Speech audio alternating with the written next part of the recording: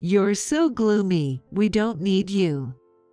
My boss, a woman who knew nothing and didn't care to learn, belittled me. I sighed at her smirking face. Well, then I quit. I said so and left the company. Months later, I ran into that terrible woman again. Did you ever find a company that would pick up a useless person like you? Her face was mocking me. Yes, incidentally, your major client. She was dumbfounded by my words. But as she understood, her face turned pale. My name is John Smith. I'm a salesman in a food and beverage company, over 40 years old. Sales, but in a way, it's unusual. I am in sales, but I don't do outside visits. I just work on the computer at a desk by the window. Good morning, John. Good morning, David. John, we're going out for drinks after work today. Would you like to join us? Thank you for the invite. I'm sorry, I have other plans. Got it. I didn't communicate much with other employees and spent most of my time facing the computer. Everyone else was younger. That's partly why I didn't fit in with their conversations. John always dresses so neatly. Right. His clothes are always ironed perfectly, and his shirts are crisp. And he smells good too. It's not perfume, maybe it's fabric softener? I wonder what fabric softener he uses. I've caught them glancing my way and chatting a few times, but never asked what they were talking about, just kept to my work. Time to clock out already. Good work today. Yes, good work today. John always leaves right on time, so we always know when it's time to go. In a way, he's like an alarm clock for us. I left work on time every day. Sometimes I had places to go after work, and sometimes I went straight home. If you like, would you join our company? Yes, thank you. I'd love to. I joined this company about 3 years ago. Previously, I was at a different beverage company, but I was approached and joined this one. Originally, I never stayed long at one company, moving through various beverage-related firms. John, how have things been since then? Fine, no major issues. All is going smoothly for now. That's good to hear. We have high hopes for your work. Thank you. It was a company executive who had approached me. He had heard about me and reached out. It seems this company often reaches out externally as well. Well, John, do you have a moment? Sure, I'm available. I wanted to ask you about sales strategies. If it's something I know, I'll send you the information you need. Thank you. I'll email you later. I'd like to learn more about Company D and some other things. Yes, understood. John, you're as usual. Yeah, well. Thomas approached me as the younger colleagues were talking to me. Thomas Miller is the only colleague of my age in sales, and a person who brought me to this company. That's right. Thanks for the help with that matter. I'll be counting on you again. Got it. Also, the client wants to go out for drinks next time. Understood. We have known each other before joining this company and can communicate with minimal conversation. As the sole senior employee, he takes care of various things. Thomas, being attentive and single, is quite popular. Let's keep up the good work for today. A peaceful sales department without any particular troubles. Nice to meet you. I am Carol Brown, and I will be joining as the department head from today. Then, she was transferred here. Carol came from a larger affiliated company. It seems she comes from a bigger company than ours. Is that so? A matter of power, maybe.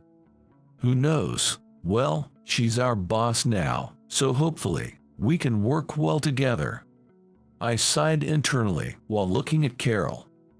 She appeared quite flashy, wearing bright red clothes that didn't seem suitable for work. Her makeup was thick, and a strong perfume scent wafted to my desk. Listen to what I say. I am in a higher position than you. Her attitude was confident and assertive. Honestly, the thought of her being the boss made me worried. Hey, who did this document? Yes, that was me. Redo this document, and the client you're handling will now be my responsibility. Well, am I changing this now? And what's the issue with this document? Figure it out yourself. Look here, it's easier to read this way. But at our company, we usually... Just do as I say. She insisted on everyone in the sales department following her lead because she came from a large corporation. She's really the worst. She's all friendly with the young men and Thomas, but she's tough on us women. I'm just trying to avoid getting on her target. It's tough, but let's support each other and get through this. Everyone was reluctantly obeying to avoid unnecessary trouble. Sigh. What's wrong? It's about Carol, our manager. On a rare day off, Thomas invited me for drinks. Then he let out a sigh as if he was in real trouble. Carol has been really on my case lately. Every day she's asking me out. I see, I get it. It seemed she often invited him out. She asked him to go out for a drink or a meal. Thomas looks young, so Carol doesn't seem to mind the age gap. He's not good with romantic relationships and has his own reasons for being single. So being pursued like this was a significant burden for him. When I talk to female colleagues, Carol gets scolded them. That's troublesome. Exactly. It appeared Thomas was also struggling with Carol's presence. Thomas sighed wearily. The upper management isn't reliable either. Yeah, I tried consulting them once, and they were just so-so about it. It's problematic for me. The whole atmosphere of the sales department has changed. Who knows what will happen next? Just as expected, the sales department's atmosphere changed from peaceful to tense. Everyone was trying not to get on Carol's target. Hey, you. Yes, Don't just stick to your PC, go out and work. I am working, though. I've told you to go outside to visit your clients. Since I've been here, I haven't seen you go out even once, and yet you're always dressed up. That's when I got targeted by Carol. She glanced at my PC, apparently not understanding what I was doing. You're not doing any work, are you? I am doing my job. She thought I was slacking off. Besides, you hardly talk to anyone in the office. You always only say hello to your colleagues. Everyone is busy. I avoided disturbing the busy sales colleagues, communicating through email and chat instead. That's how I also heard about her rumors and complaints. Really, you're so gloomy. Is that so? You're in sales but glued to your PC, not going out for field work, not interacting with other staff, dressing up in mismatched clothes, and you always leave on time. Are you taking your job lightly? Carol seemed to really dislike me, constantly picking on me and making snide remarks. John, are you okay? Carol was giving you a hard time today, right? I'm fine. She's focused on you right now, so it's been easier for us. Let us know if you need anything. We're here to help you. Thank you, everyone. The sales staff noticed this and showed their concern. They often intervened, saying things like, "There's work to do," or "A customer is here," to pull her away. Aside from Carol, I had good relationships with others. What's with that manager? She complains about John leaving on time, but she leaves early too. It's true. I saw her at a bar the other day. Me too. She was drinking a lot. How much does she pay for drinks? Apparently, she was drinking with business partners, and it's being paid for with company expenses. Well, really? More and more, the talk about her was not about her work skills, but rather unpleasant rumors. Are you okay? I'm fine, and if her bothering me gives you a chance to work, then it's okay. I'm really sorry. If something happens, I'll help out. And you know, What's up? you've been through a lot of job changes, haven't you? If you ever move on, could you let me know? I've got it. With my nod, Thomas said thank you and left. Unlike me, Thomas has always been the type to stay in one place, but it seems this situation has made him think. A few months after Carol's arrival, trouble happened. Sales department expenses had increased, leading to orders for cost cutting. Why have the expenses gone up? Now we're told to cut costs. It's ridiculous. Carol complained, but the rise in expenses was her fault. Her excessive use of entertainment expenses was causing the increase. Everyone knew she was frequently out drinking. I don't want to cut back on entertainment expenses. If they're cut, I won't be able to drink enough. It's your fault, John. Why me? You're not working. Having you here is a waste of expenses and salary. You're stealing company money. I was being unfairly accused. I was just doing the job I was assigned. She didn't understand it, but I believed my work was important. To cut costs, I'll start by cutting you. What a mess. You're so gloomy. We don't need you. Pack up your things and get out of the company. Is that an order from the boss? Yes, you're fired. She said this with a smirk, and I just sighed. Then, I quit. Don't ever come back to this office. Eliminating an incompetent employee will save us money. Without much resistance, I packed my things and left the company. Are you really quitting? Why so suddenly? Carol said I was fired. Carol? Well, if she said so, maybe there's no other way. Even the executives couldn't stop Carol's rampage. Given her connections to a larger company, it seemed inevitable. Even the executives can't argue with her. That day, I resigned and left the company. John, please come back to our company. We need you here. We'll talk to the manager. When I checked my phone, there were numerous messages, all essentially begging me to come back. But I had been fired, and there was nothing I could do about it. If you're not here, I don't know how to proceed with our business strategy. A female colleague said this tearfully over the phone. I appreciate everyone's words, but I've been let go. Don't say that.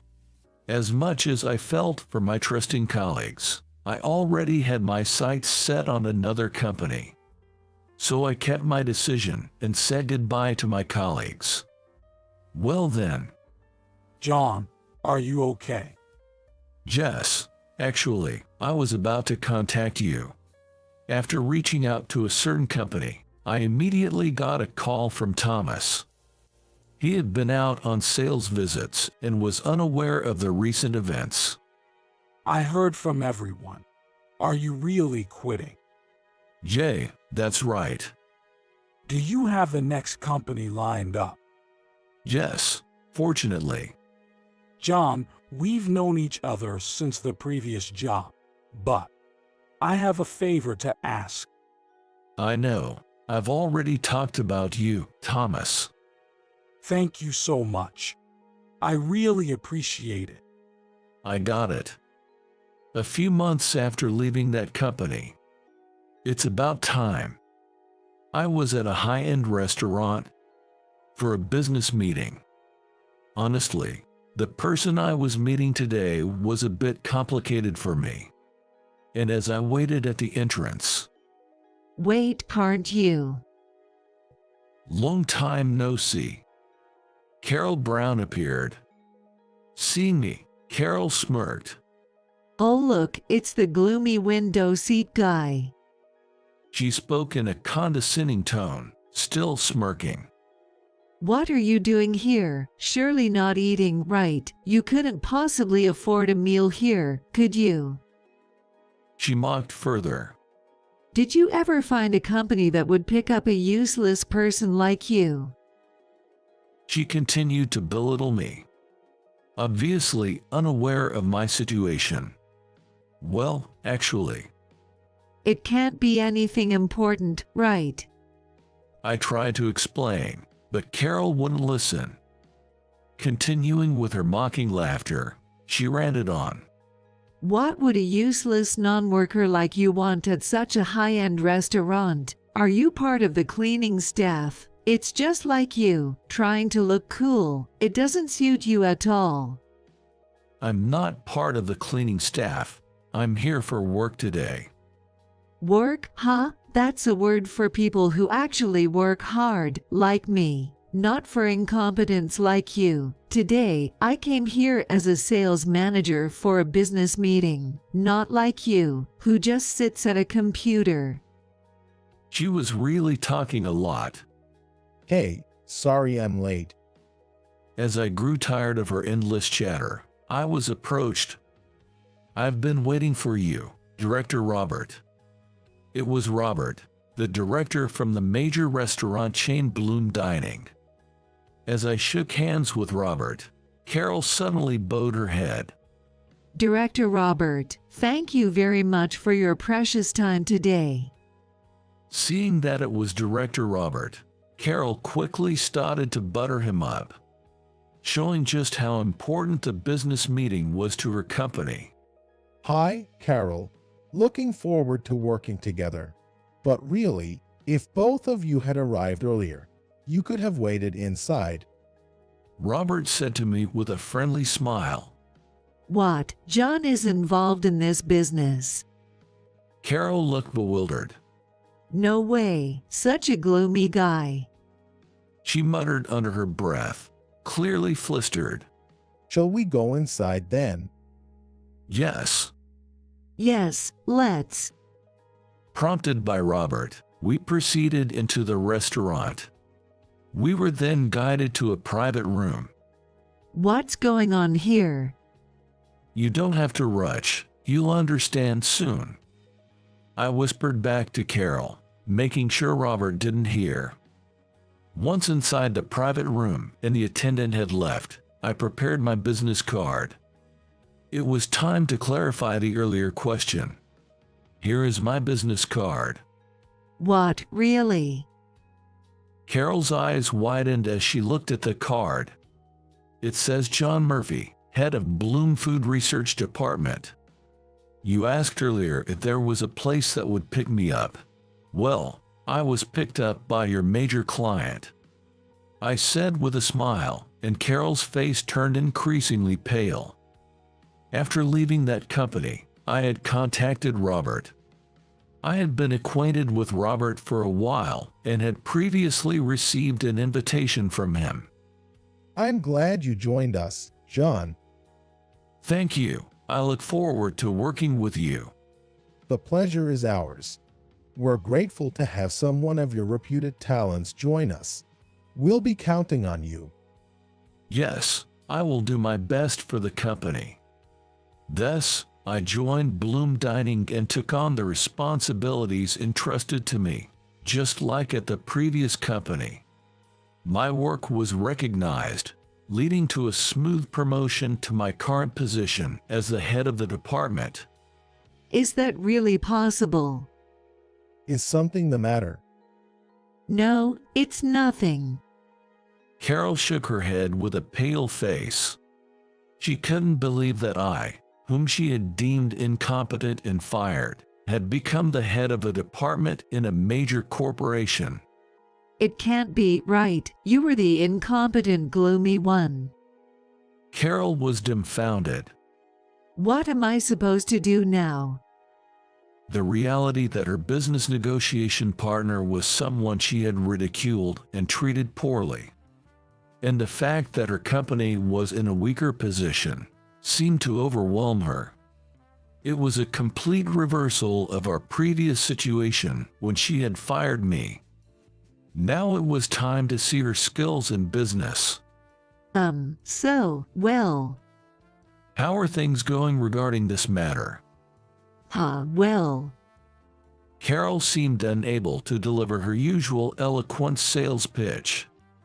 Glancing at me frequently, still shocked by the earlier revelation. Eventually, she left the meeting in disarray. Did you know Carol? She seemed quite concerned about you. Robert asked after we saw her off.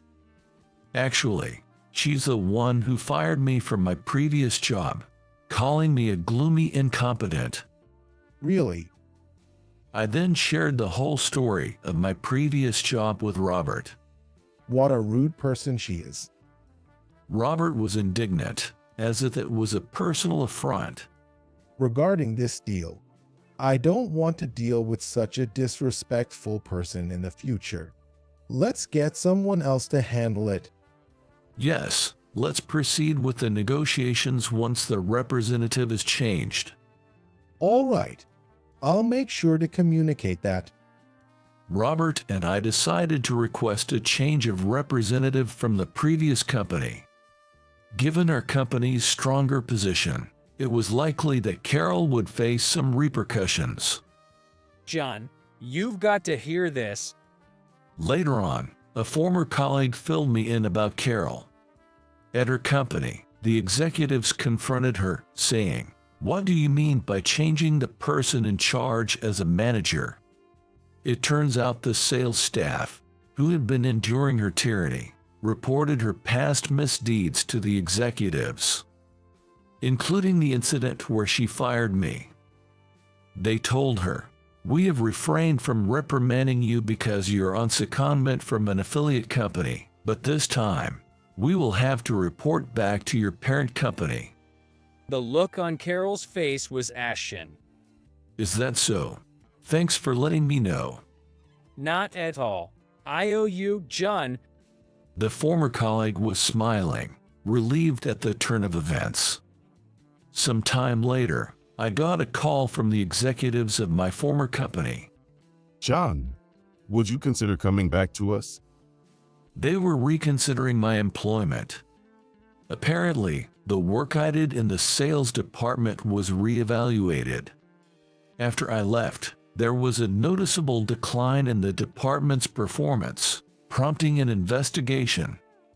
I had been researching long-term business strategies for clients, staying up to date with recent trends, and explaining these in a comprehensible manner to the sales team. I also advised on sales strategies, which was why I was always at my PC. Besides, I was checking the financial status of every single one of our business partners. And I controlled the accounts receivable to make sure they didn't become bad debts. After hours, I would meet with representatives from current and potential clients to gather information over drinks. I was uncovering hidden needs in other companies and providing feedback to the sales team. That's what I dressed well after work, and it made transitioning to major corporations easier. You really did significant work. You're an elite being headhunted from everywhere, aren't you? Not really, but I do get to see various companies, thanks to that. How about this? We can offer you more than double your previous salary. double my previous salary would be a substantial amount. But I'm sorry, I can't trust a company that tolerated her behavior to such an extent, and I'm happy with my current job. With that, I ignored their plea to reconsider and declined the offer to return. I heard about our manager came for a negotiation. For us, Robert is our director now. Oh, my apologies. Thomas was the first to approach me with this news. When I was fired, Thomas decided to switch to Bloom Dining and joined the sales team after me. He had been with the previous company for many years but had enough of dealing with Carol.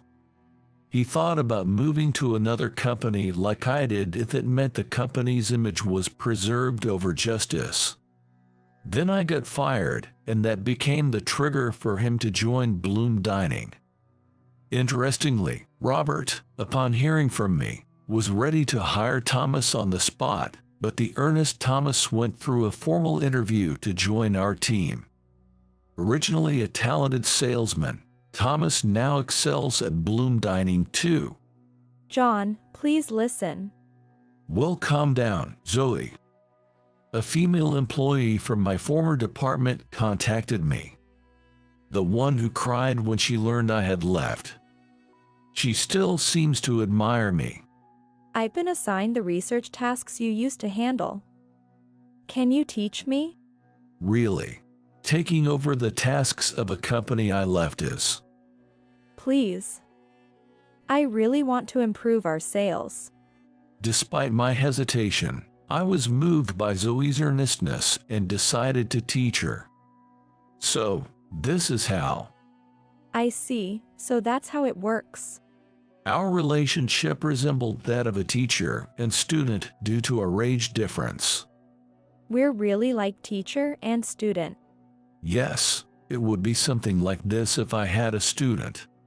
Thank you, Professor. Teach me too, Professor. Please don't call me it, Luke. When we met occasionally for lessons, another former colleague, Luke, wanted to join, eager to learn my sales techniques. I thought, with these two guys, that company will be okay. I was relieved to see them positively trying to learn, just like I did in the past. They could form a great team, reminiscent of Thomas and me in the past. Carol ended up returning to her original company as a regular employee. However, her lavish lifestyle and fondness for drinking couldn't be sustained on her regular salary, leading her to secretly work at nightclubs. Yet, moonlighting was prohibited by her company. And once discovered, she was fired. Now, struggling to attract clients due to her haughty nature, she isn't earning much, a sort of poetic justice. In a way, it's cause and effect. I saw her looking ragged in the downtown recently. Well, she caused a lot of trouble for others, so now it's her turn to struggle. That's right. Carol, who had fired me, now faced her own set of hardships. She would not have thought of it then. She once contacted me, using the business card I had given her. Well, could you hire me at Bloom Dining? That's impossible. Well, at least contact Thomas. She contacted me too many times and was noisy, so I pushed her response to Thomas. I'm sorry, but I'm not even interested in people like you, and clearly I hate you. Please don't contact me or my benefactor in the future. To be honest, I don't want to hear your voice again. Thomas clearly refused.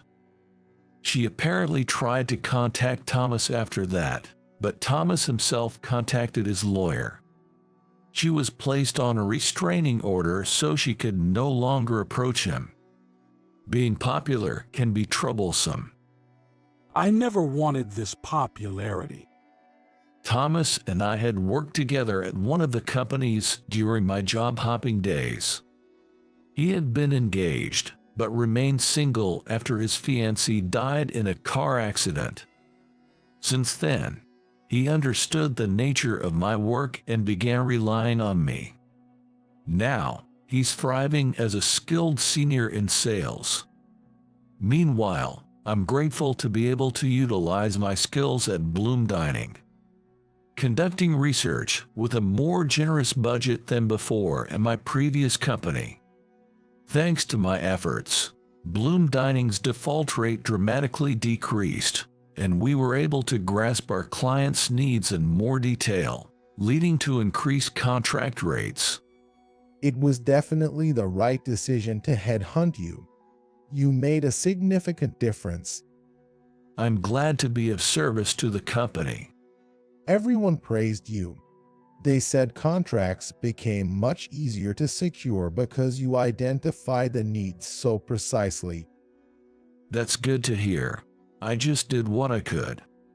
I'm really glad you joined our company. Meanwhile, back at my former company, I heard that Zoe had taken over my research tasks and was doing splendidly, as Luke informed me. Her research skills are second only to yours, John. Is that so? She did absorb everything quickly when I taught her. I can't be outdone by her. Luke chuckled, seemingly energized by the competition. It appears that they have become good motivators for each other, and research efforts helped stabilize the sales department. Zoe is a disciple of John's. Her methods are just like yours. And you, Thomas, you've been teaching Luke, right? That's true. While I was teaching Zoe, Thomas also provided advice to Luke whenever possible. Looks like it's time for a generational shift, huh? Maybe, but since we're at different companies, we'll remain rivals for a while longer. Indeed, can't afford to lose. Flashy jobs are easily recognized from the outside, but the unseen, supportive roles are vital for an organization's growth. While some in sales secure numerous contracts, it's the administrative staff behind the scenes providing support. Cleaners keep the office and common areas tidy, contributing to the overall function. An organization can grow because it has employees fulfilling various roles. It's often unclear who is doing what and how they contribute to the work. However, it's important to approach each role without prejudice and strive to understand the contribution of each member. Especially those in leadership positions should never forget this.